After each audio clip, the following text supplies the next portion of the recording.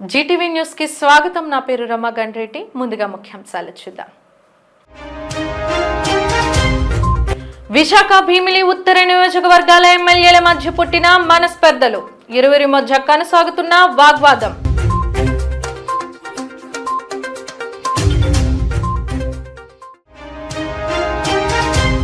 Deputy mayor అవిశ్వాసంపై జరిగిన council సమావేశం. అవిశ్వాసానికి 74 మంది మద్దతు.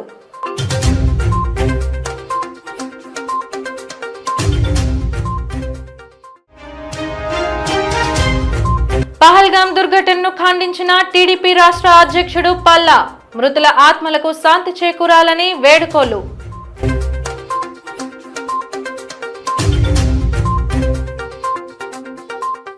ఎమ్మెల్యే విష్ణుకుమార్ రాజుపై భీమిలి ఎమ్మెల్యే గంటా శ్రీనివాసరావు అసహనం వ్యక్తం చేశారు. Visakha film Nagar club lease విషయంలో వారి ఇరువురి మధ్య వివాదం చోటు చేసుకుంది. తనకు సమాచారం లేకుండా కలెక్టర్ దృష్టికి ఎలా తీసుకెళ్తారన్న ఎమ్మెల్యే గంటా వాదన వినిపిస్తుంటే ఆయన అందుబాటులో లేకపోవడం వల్లే వెళ్లానని విష్ణుకుమార్ రాజు ప్రతివాదన చేశారు. మిగతా సభ్యులైనా తన దృష్టికి తీసుకురావాలన్న గంటా శ్రీనివాసరావు వీలవలేదంటున్న విష్ణుకుమార్ రాజుల మధ్య జరుగుతున్న పోరును చూస్తున్న ప్రజలు అవాక్కవుతున్నారు.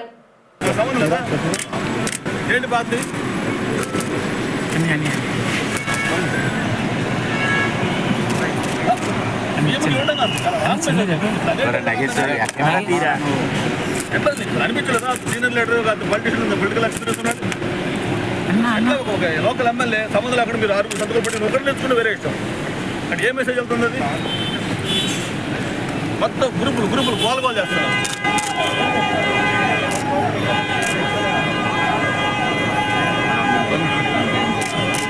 ఏం చేస్తాను దానికి? లెటర్ గ్రూపుల్లో వెళ్ళిపోయి అంతా వాడు కూడా ఒక కావాల్సి వాడు గ్రూపుల్లో పెట్టి ఇది విష్ణుకుమార్ రాజు పవర్ అని చెప్తుంటే ఏం చేస్తారు దానికి? ఉన్నాడుగా అక్కడ ఒక దరిద్రుడు వాడు డబ్బులు చూపి అన్ని పెద్ద చూపిస్తాను మీకు అన్ని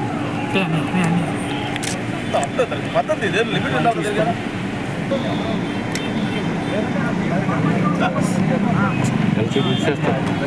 టేకెట్ బిల్ క్యాలెండర్ కూడా మీరు అది ప్రతి ఒక్కరు కూడా భీమి గురించి మాట్లాడటం. ఆడోడు ఒకటి చేదో మాట్లాడు, దొంగోడు చేదో మాట్లాడు, దొంగోడు చేదో చేస్తాడు. ఏంటి అందుకోవట్లేదు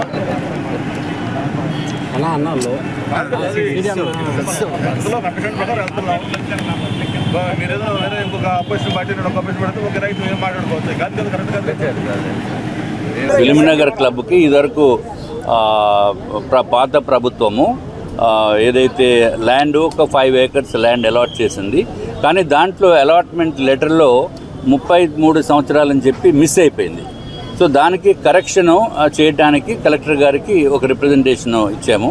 అది అనుకోని కారణాలతోటి దురదృష్టకరమైన విషయం ఏంటంటే అది ఆ టైంలో అప్పటికప్పుడు తయారు చేసిన లెటరు గౌరవనీయులైన గంటా శ్రీనివాసరావు గారు ఎమ్మెల్యే గారు ఆ సమయంలో అక్కడ లేరు, లేనప్పటికీ ఇది ఊరికే కలెక్టర్ గారికి ఇచ్చే లెటరే కదా అని చెప్పి ఉద్దేశంతో ఆ లెటర్ నేను రిప్రజెంటేషన్ కలెక్టర్ గారికి ఇవ్వడం జరిగింది. కానీ పద్ధతి ప్రకారము గంటా శ్రీనివాసరావు గారు లోకల్ ఎమ్మెల్యే గారు సంతకం తీసుకుని ఇవ్వాలి. అది కొంచెం ఓవర్లుక్ అయినది. అందుకని నేను గంటా శ్రీనివాసరావు గారికి నా యొక్క క్షమాపణలు తెలియజేస్తున్నాను.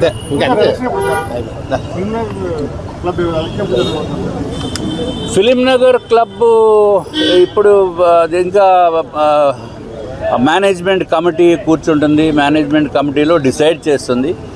డిసైడ్ చేసిన తర్వాత అప్పుడు ఎలక్షన్స్ ఉంటాయి. ఎలక్షన్ ప్రాసెస్ అంతా మళ్ళీ కొత్తగా మొదలవ్వాలి. పాత ఎలక్షన్ ప్రాసెస్ రద్దు అయింది. ఇప్పుడు కొత్త ప్రాసెస్లో మళ్ళీ డిసైడ్ చేస్తాం. ఏది లేదు, నాకు I have no idea. No, I'm only member in the club. నాకు దాని గురించి ఐడియా లేదు. ఫండ్స్ చూద్దాము, ఇంకా టైం ఉంది. మళ్ళీ నోటిఫికేషన్ ఇస్తారు. నోటిఫికేషన్ ఇచ్చినప్పుడు అప్పుడు ఏ విధంగా డిసైడ్ చేస్తే ఆ విధంగా చేస్తాం. దువ్వాడ పోలీస్ స్టేషన్ పరిధి రాజీవ్ నగర్లో భార్యాభర్తల జంట హత్యలు స్థానికంగా కలకలం రేపింది. అత్యంత కిరాతకంగా రిటైర్డ్ డాక్యార్డ్ ఉద్యోగి యోగేంద్ర బాబు, అతని భార్య లక్ష్మిని కత్తులతో దాడి చేసి నిందితులు పరారయ్యారు. బెడ్రూమ్లో ఉన్న భార్య లక్ష్మిని గొంతు కోసి కిరాతకంగా హత్య చేశారు. సంఘటనా స్థలం పరిసరాల ప్రకారం చూస్తే బెడ్రూమ్లో ఉన్న భార్య లక్ష్మి ఒంటిపైన నగలు దోచుకు వెళ్తూ అడ్డొచ్చిన భర్త యోగేంద్రపై 8 కత్తిపోట్లను పోలీసులు గుర్తించారు. భార్యాభర్తల మధ్య గొడవ అనుకొని మృతుడు యోగేంద్ర కేకలను స్థానికులు పట్టించుకోలేదని 4 రోజుల్లో హైదరాబాద్లో కార్యక్రమానికి వెళ్లి వచ్చి భార్యాభర్తల హత్యకు గురయ్యారని స్థానికులు తెలిపారు. కుమారుడు కుమార్తె అమెరికాలో సెటిల్ అవగా యోగేంద్ర బాబు లక్ష్మీ దువ్వాడ పోలీస్ స్టేషన్ పరిధి రాజీవ్ నగర్లో నివాసం ఉంటున్నారు. నిందితులు హత్య చేసి తర్వాత ఇంటికి తాళం వేసి స్కూటీపై పరారైనట్టు కూడా పోలీసులు ప్రాథమిక దర్యాప్తు ద్వారా భావిస్తున్నారు. నిన్న సాయంత్రం ఫ్యామిలీతో వచ్చి చూస్తే డోర్ లాక్ చేసి ఉంది. లాక్ చేసి ఉందని చెప్పి నేను ఇక్కడే మా ఎదురుగా మా పెద్దమ్మ ఉంటే వాళ్ళ ఇంట్లో ఒక 1 hour 1.5 hour టైం స్పెండ్ చేసి రిటర్న్ అయ్యాను.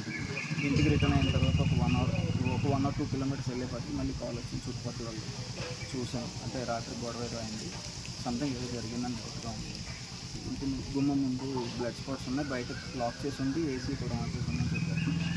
మళ్ళీ వచ్చి చూసేపాటికి డౌట్ వచ్చి వాళ్ళ ఫ్రెండ్స్కి ఫోన్ చేస్తే వాళ్ళు వచ్చి చూశారు. ఈలోపు వాళ్ళు వచ్చేలోపు నేను మా చిన్నపిల్లల్ని వాళ్ళని డ్రాప్ చేసి రావడానికి శైలనగర్. ఈలోపు వాళ్ళ friends back side kitchen Windows అవన్నీ ఓపెన్ చేసి చూశారు. హాల్లోనే ఏ టైంకి చూసారండి? అప్పుడు వాళ్ళు చూసేపాటికి 6:30 అరౌండ్ అయ్యింది. ఓకే. 5:30 to 6:30 మధ్యలో నిన్న సాయంత్రం చూశారు.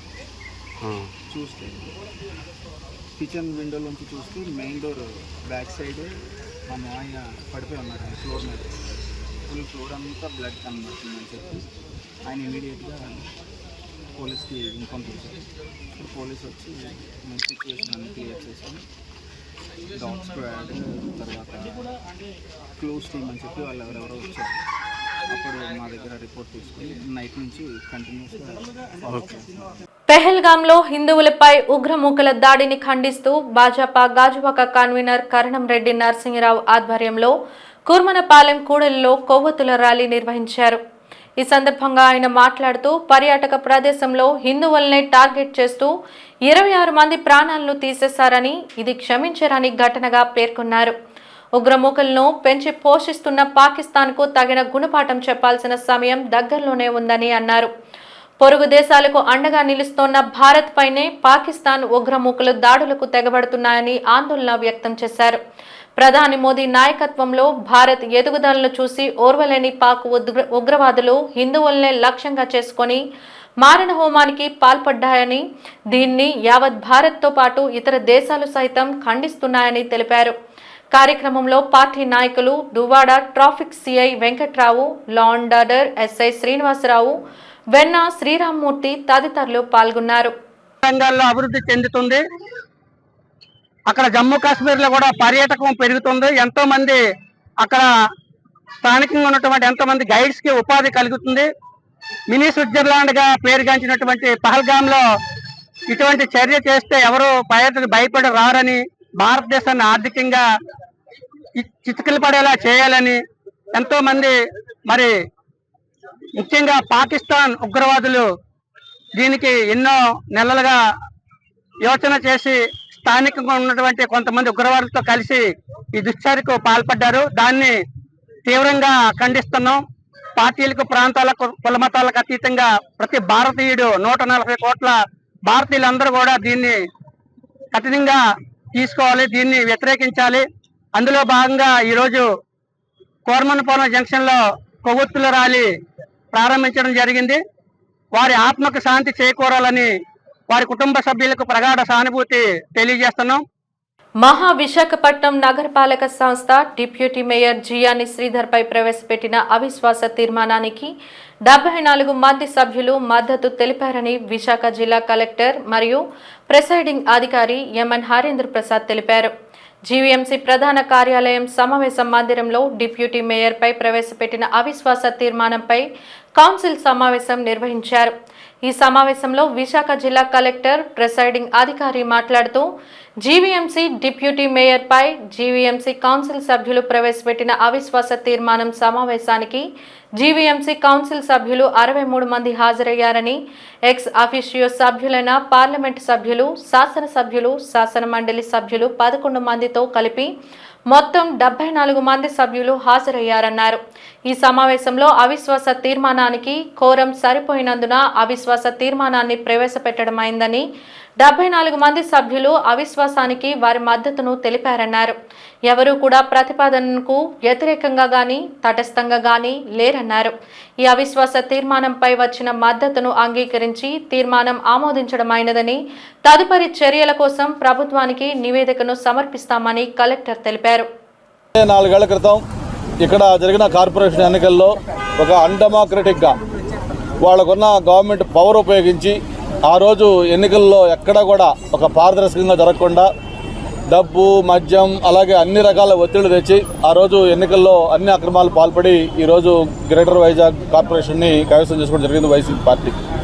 మరి ఆ రోజు నుంచి ఈ రోజు దాకా కూడా జీవీఎంసీలో పరిపాలన ఎలా సాగింది మనం చూసాం.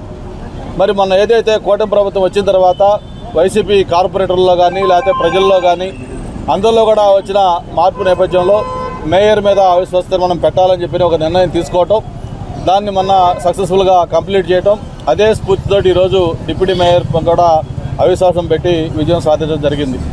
మరి ప్రజల ఆకాంక్షలకి వాళ్ళ ఆశయాలకు అనుగుణంగా ఈ విశాఖపట్నం ఒక సిటీ ఆఫ్ డెస్టినీ, ఆ సిటీ ఆఫ్ డెస్టినీ లాంటి విశాఖపట్నంలో పరిపాలనలో కానీ ముఖ్యంగా ప్రజల నిత్యావసర కార్యక్రమాలు అటు శానిటేషన్ కానీ డ్రింకింగ్ వాటర్ కానీ అలాగే రోడ్లు డ్రైనేజ్ లాంటి కానీ ఇవన్నీ అభివృద్ధి కార్యక్రమాల్లో కూడా జీవీఎంసీ భూమిక చాలా చాలా ప్రధానమైంది. దానికి ఈరోజు ఒక సమర్థవంతమైన నాయకత్వం ఉండాలి, ఒక పార్టీ నాయకత్వం వహించాలి అనే ఉద్దేశంతో ఈరోజు కూటమి ఆధ్వర్యంలో మేయర్ కానీ డిప్యూటీ మేయర్లు కానీ అన్నీ కూడా తీసుకొని ప్రజలందరూ కూడా మెచ్చే విధంగా దీన్ని ఒక మోడల్ సిటీగా చేయడంలో అందరూ కూడా ముందుంటామని చెప్పని మరొకసారి తెలియజేసుకుంటూ దీనికి సహకరించిన ప్రతి ఒక్కరికి కూడా పేరు పేరున అభినందనలు, ధన్యవాదాలు కూడా తెలియజేసుకుంటూ జీవీఎంసీ పరిపాలన ఒక కొత్త శకం ఆరంభం కాబోతా ఉంది. అభివృద్ధి అంటే ఏంటో అందరికి అర్థమయ్యే విధంగా చేసి అందరికి కూడా రుణం తెచ్చుకుంటామని చెప్పి కూడా తెలియజేస్తా ఉన్నాను. విశాఖలో 250 కోట్లు విలువ కలిగిన 60 ఎకరాల భూమిని ఉర్జా ఐటీ కంపెనీకు ధారాదత్తం చేయడాన్ని సిపిఎం పార్టీ కేంద్ర కమిటీ సభ్యులు కె లోకనాథం తీవ్రంగా ఖండించారు. బోగస్ కంపెనీకి కేటాయించిన భూమిని తక్షణం వెనక్కు తీసుకోవాలని డిమాండ్ చేశారు. సిపిఎం పార్టీ విశాఖ జిల్లా కార్యదర్శి ఎన్ జగ్గు నాయుడుతో కలిసి ఆయన విలేకరుల సమావేశం నిర్వహించారు. ఈ సందర్భంగా లోకనాథం మాట్లాడుతూ ఐటీ ఉద్యోగాల కల్పన పేరుతో విశాఖలో ఉన్న అత్యంత విలువైన కొండల్ని, ప్రభుత్వ భూములను ఐటీ సంస్థలకు కూటమి ప్రభుత్వం కట్టబెడుతుందని మండిపడ్డారు. గత 15 ఏళ్లుగా ఐటీ ఉద్యోగాలు కల్పిస్తామని ఆశలు చూపించి భూములను కాజేస్తున్నారన్నారు. విశాఖపట్నం హిల్ నెంబర్ 3లో 3.5 ఎకరాలు, కాపులుపాడాలో 56.5 ఎకరాలు భూమిని ఐటీ కంపెనీలకు కేటాయించిందని, ఉద్యోగాలు కల్పించని కంపెనీలకు, రిజిస్ట్రేషన్ లేని కంపెనీలకు ఆగమేఘాల మీద 2 నెలల క్రితమే రిజిస్ట్రేషన్ అయిన ఉర్జా కంపెనీకి కారుచౌకగా భూములను ధారాదత్తం చేయడం అంటే భూములను కాజేయడమేనని విమర్శించారు. ప్రభుత్వం, ఆ తర్వాత వచ్చినటువంటి జగన్మోహన్ రెడ్డి ప్రభుత్వం, మళ్ళీ నేడు వచ్చినటువంటి కూటమి ప్రభుత్వం, ఈ 3 ప్రభుత్వాలు కూడా వేల సంఖ్యలో ఐటీ ఉద్యోగులకి ఉపాధి కల్పించడం మా ధ్యేయం అని చెప్పని అత్యంత కీలకమైనటువంటి భూముల్ని కారు చౌకగా ప్రైవేట్ సంస్థలకు దానదత్తం చేస్తున్నారు. సిపిఎం పార్టీకి మేము డిమాండ్ చేస్తున్నాం, గత చంద్రబాబు ప్రభుత్వం నుండి నేటి వరకు ఉన్నటువంటి ప్రభుత్వాలు గత 15 సంవత్సరాల కాలంలో ఎన్ని సంస్థలకి ఎన్ని ఎకరాల భూములు ఇచ్చారు, ఎన్ని కంపెనీలు అక్కడ ఫంక్షన్లో ఉన్నాయి, ఎన్ని వేల మందికి ఉద్యోగాలు కల్పించారు, ఎన్ని ఖాళీగా ఉన్నాయి అన్నది శ్వేతపత్రం విడుదల చేయాలని చెప్పని మేము డిమాండ్ చేస్తున్నాం. World audio visual entertainment summit May 1 నుంచి 4 వరకు ముంబైలో జరగనుంది. ఈ సదస్సుని మినిస్ట్రీ ఆఫ్ బ్రాడ్కాస్టింగ్ నిర్వహించడం జరుగుతుంది. ఈ సందర్భంగా వివిధ కేటగిరీల్లో పోటీలు నిర్వహించారు. ఈ పోటీల్లో భాగంగా ట్రైలర్ మేకింగ్ కేటగిరీలో విశాఖకు చెందిన నిస్టల్ అన్విష్ టాప్ 20లో 6 స్థానాన్ని దక్కించుకోవడం జరిగింది. ఈ సందర్భంగా విజేఎఫ్ ప్రెస్ క్లబ్లో జాతీయ జర్నలిస్టుల సంఘం కార్యదర్శి గంట్ల శ్రీనిబాబు అధ్యక్షతన జరిగిన అభినందన సభలో అన్వేష్ మాట్లాడుతూ యూట్యూబర్లు, కంటెంట్ క్రియేటర్స్ను ప్రోత్సహించేందుకు భారత ప్రభుత్వం ఈ వినూత్న కార్యక్రమాన్ని నిర్వహిస్తోందన్నారు. ముఖ్యంగా సినీ పరిశ్రమల్లో ప్రముఖులతో సినీ పరిశ్రమపై ఆసక్తి ఉన్న ఔత్సాహిక కళాకారులకు, సాంకేతిక నిపుణులకు కలిపేందుకు వీలుగా ఈ వేదిక ఉపయోగపడుతుందన్నారు. గన్స్ అండ్ గులాబీ అనే వెబ్ సిరీస్ కు తాను ట్రైలర్ రూపొందించానని, దానికి గాను 6వ స్థానం దక్కిందన్నారు. ఈ నెల 30న ముంబైలో అవార్డులు ప్రదానం చేస్తారన్నారు. ఈ వేదికను తాను సద్వినియోగపరుచుకుంటానని ఆశాభావాన్ని వ్యక్తం చేశారు. కార్యక్రమానికి అధ్యక్షత వహించిన గంట్ల శ్రీనుబాబు మాట్లాడుతూ, మిత్రుడు సీనియర్ జర్నలిస్టు మణిశర్మ తనయుడు అన్వేష్ ఈ ఘనత సాధించడం జర్నలిస్టుల కుటుంబాలందరికీ గర్వకారణమన్నారు. ప్రపంచ వ్యాప్తంగా 4000 ఎంట్రీలు వస్తే అన్వేష్ 2 తెలుగు రాష్ట్రాల్లో ఒక్కడే కావడం, అలాగే దక్షిణాది రాష్ట్రాల్లో ముగ్గురిలో ఒకడు కావడం, సదస్సుకు ఎంపిక కావడం, ఈ ఘనత సాధించడం విశాఖకే గర్వకారణమన్నారు. మరి భవిష్యత్తులో మరిన్ని ఉన్నత శిఖరాలు అధిరోహించాలని, మరిన్ని అవార్డులు సాధించాలని, ఈ విశాఖ నగరం పేరు ప్రఖ్యాతులు నిలపాలని ఆ సింహాద్రినాథుడిని కోరుకుంటూ మొదటి నుంచి కూడా ఇండస్ట్రీ పట్ల చాలా ఇంట్రెస్ట్ కావడంతో ఆ కోర్సుకి చెప్పించడం జరిగింది. ప్రజెంట్ ఈవెంట్ ఏంటంటే world audio video entertainment summit. ఇదేంటంటే INPR నెట్ఫ్లిక్స్ జాయింట్గా కండక్ట్ చేసిన ఒక కాంపిటీషన్ అన్నమాట. మే 1 నుంచి మే 4 వరకు ముంబైలోని ఈ సమ్మిట్ జరుగుతుంది. ఈ సమ్మిట్లో మొత్తం బాలీవుడ్, టాలీవుడ్ ప్రముఖులందరూ వస్తారు. దీనికి సంబంధించి ఈ సమ్మిట్ తలక అడ్వైజరీ బోర్డులో Chiranjeevi, Nagarjuna, at the same time Mohan Lal, Mammootty ఇలాంటి ప్రముఖులందరూ అడ్వైజరీ బోర్డు మెంబర్లు ఉన్నారు. సో దీన్ని బేస్ చేసుకుంటూ సోషల్ మీడియాలో ఉండే డిఫరెంట్ యాక్టివిటీస్లో డిఫరెంట్ కేటగిరీస్లో కాంపిటీషన్ పెట్టడం జరిగింది. అందులో ట్రైలర్ మేకింగ్ కాంపిటీషన్ ఉంటుందన్నమాట. ఈ ట్రైలర్ మేకింగ్ కాంపిటీషన్ కేటగిరీలో మొత్తం 4000 ఎంట్రీలు రావడం జరిగాయి. ఈ 4000 ఎంట్రీల్లో ఈ 2 తెలుగు రాష్ట్రాల నుంచి తిన పంపిన ట్రైలర్ మాత్రం ఎంపిక కావడం నేను చాలా హ్యాపీగా ఫీల్ అవుతున్నాను. అట్లనే సౌత్ నుంచి 3 సెలెక్ట్ అయితే 2 కేరళ, 1 ముంబై. సో దానికి I very much happy. Amitabh Bachchan, Chiranjeevi, Rajinikanth, Mohan Lal and next Rajamouli ఇలాంటి పెద్ద పెద్ద ఎక్స్పర్ట్స్ అందరి దగ్గర నుంచి వాళ్ళ నుంచి ఇన్పుట్స్ లేదంటే వాళ్ళ నాలెడ్జ్ షేరింగ్ అన్నీ కూడా తీసుకోవడం జరుగుతుంది. అండ్ నెక్స్ట్ ఏంటంటే ఈ 4 days ఈవెంట్లో కూడా మన ఐడియాస్ ఏమైనా ఉంటే కూడా పిక్ చేయొచ్చు అక్కడ. సో ఇది బేసికల్గా ఏదో ఇది ఓన్లీ ఒక ఈవెంట్ చేయడమే కాకుండా ఈ మినిస్ట్రీ వాళ్ళు ఏం చేస్తున్నారంటే ఇలాగా ఈ కంటెంట్ క్రియేటర్స్ లేదా ఈ సోషల్ మీడియాలో ఉండే ఇన్ఫ్లుయెన్సర్స్ వీళ్ళందరినీ ఎంకరేజ్ చేయడం కోసం డిఫరెంట్ కాంపిటీషన్స్ అయితే కండక్ట్ చేశారు. లైక్ రీల్ మేకింగ్ కాంపిటీషన్ అని చెప్పి, పోస్టర్ డిజైనింగ్ కాంపిటీషన్ అని చెప్పి, అందులో ట్రైలర్ మేకింగ్ కాంపిటీషన్ కూడా ఒకటి. ఈ ట్రైలర్ మేకింగ్ కాంపిటీషన్ నెట్ఫ్లిక్స్ వాళ్ళతో కొలాబరేట్ చేశారు. సో అందులో ఇది ఎందుకంటే పర్టికులర్గా ఈ ట్రైలర్ మేకింగ్ కాంపిటీషన్ మిగతా అన్ని కాంపిటీషన్లో కంటే చాలా పెద్దది. ఎందుకంటే దీంట్లో మోస్ట్ నెంబర్ ఆఫ్ ఎంట్రీస్ వచ్చాయి. ఆల్మోస్ట్ 3500 to 4000 ఎంట్రీస్ వచ్చాయి. అందులో నేను సెలెక్ట్ అవ్వడం అనేది చాలా అదృష్టంగా ఫీల్ అవుతున్నాను. జిల్లాలో 15% వృద్ధి రేటు సాధించేందుకు అనుగుణంగా గ్రామస్థాయి ప్రణాళికలను రూపొందించాలని విజయనగరం జిల్లా కలెక్టర్ బిఆర్ అంబేద్కర్ కోరారు.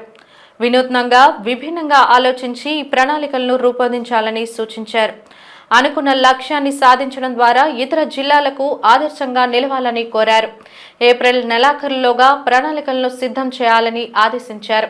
రాజాంలో నియోజకవర్గ క్షేత్రస్థాయి అధికారులు, సిబ్బందితో సమీక్ష సమావేశాన్ని ఓ కళ్యాణ మండపంలో నిర్వహించారు.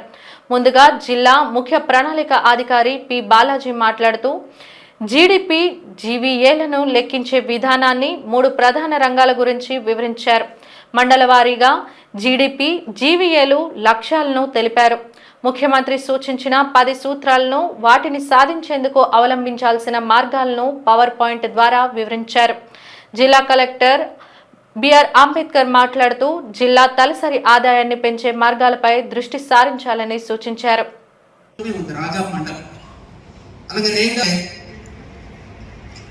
గౌరవ ముఖ్యమంత్రి గారి ఆదేశాల ప్రకారం మన జిల్లా స్థాయిలో కూడా మేము జిల్లా లెవెల్లో మీటింగ్ పెట్టుకుంటాం. సెక్టార్ వైజ్గా ఏ విధంగా మనం ఇంప్రూవ్ చేసుకోవచ్చు ఒక యాక్షన్ ప్లాన్ తయారు చేసుకుంటాం.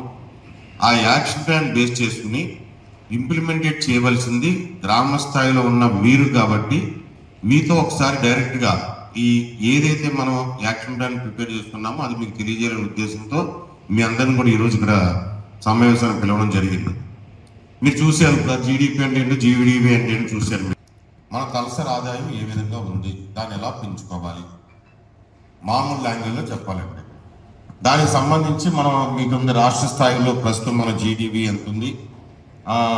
ఏపీలో ఇది 23-24 సంవత్సరాలకి అది యాక్చువల్ ఫిగర్ మన దగ్గర ఉంది.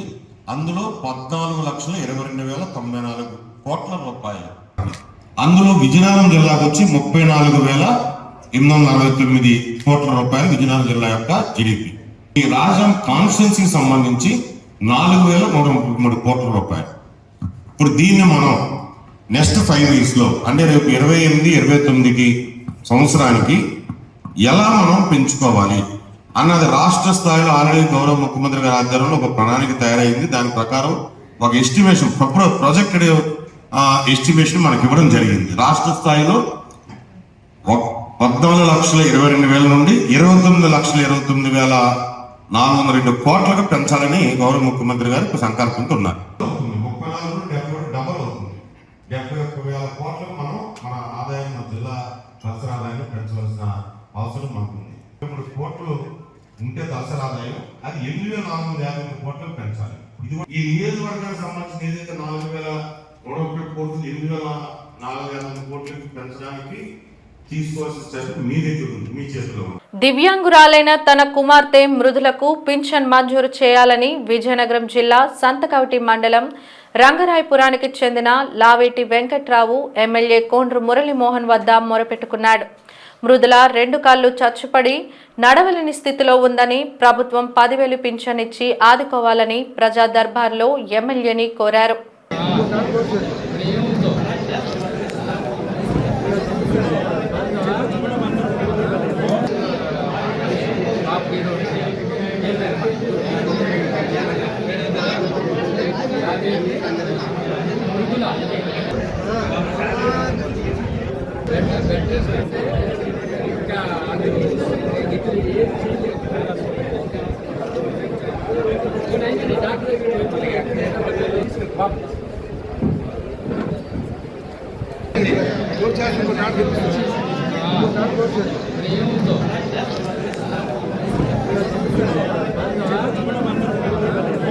జమ్మూ కాశ్మీర్ పహల్గాంలో భారతీయ పర్యాటకులపై పాకిస్తాన్ ఉగ్రవాదులు జరిపిన కాల్పులలో అమరులైన వారికి Arilova working journalist welfare association ఆధ్వర్యంలో ఘనంగా నివాళులు అర్పించారు. అనంతరం స్థానిక ఆరిలోవా మసీదులకు సంబంధించిన పలువురు ముస్లిం సోదరులు, స్థానిక వాకర్స్ క్లబ్ సభ్యులు పెద్ద ఎత్తున యువత ఈ సంఘీభావ ర్యాలీలో పాల్గొని అమరులకు జోహార్లర్పించారు.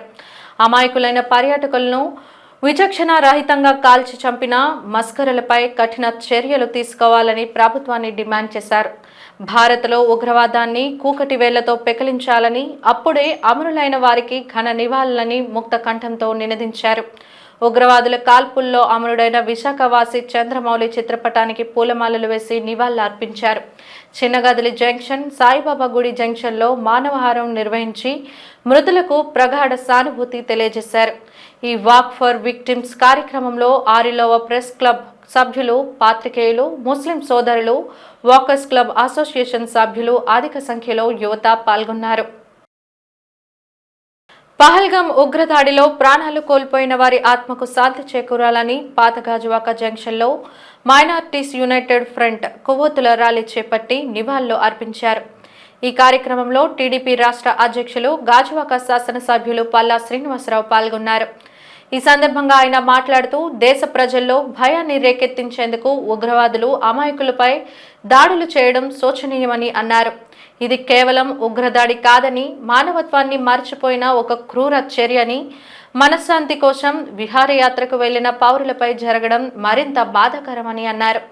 ఈ దాడిలో ప్రాణాలు కోల్పోయిన వారందరికీ కూటమి ప్రభుత్వం అండగా ఉంటుందని అన్నారు. ఈ కార్యక్రమంలో మైనారిటీ యునైటెడ్ ఫ్రంట్ సభ్యులు, స్థానిక కార్పొరేటర్లు, కూటమి నాయకులు, యువత పాల్గొన్నారు.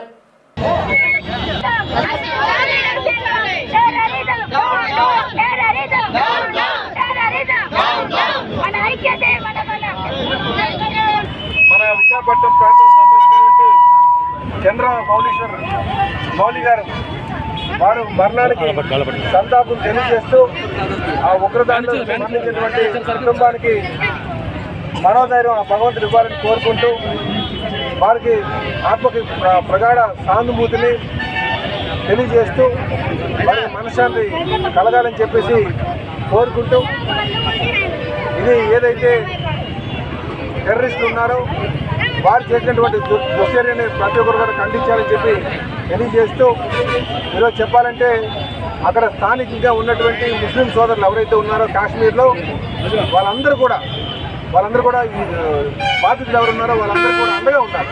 వార్తలు ముగించే ముందు ముఖ్యాంశాలు మరోసారి. విశాఖ భీమిలి ఉత్తర నియోజకవర్గాల ఎమ్మెల్యేల మధ్య పుట్టిన మనస్పర్ధలు, ఇరువురి మధ్య కొనసాగుతున్న వాగ్వాదం.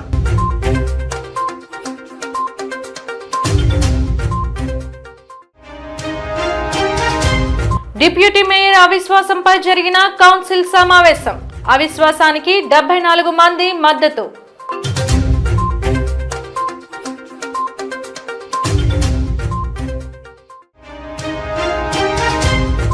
పహల్గాం దుర్ఘటనను ఖండించిన టీడీపీ రాష్ట్ర అధ్యక్షుడు పల్లా, మృతుల ఆత్మలకు శాంతి చేకూరాలని వేడుకోలు.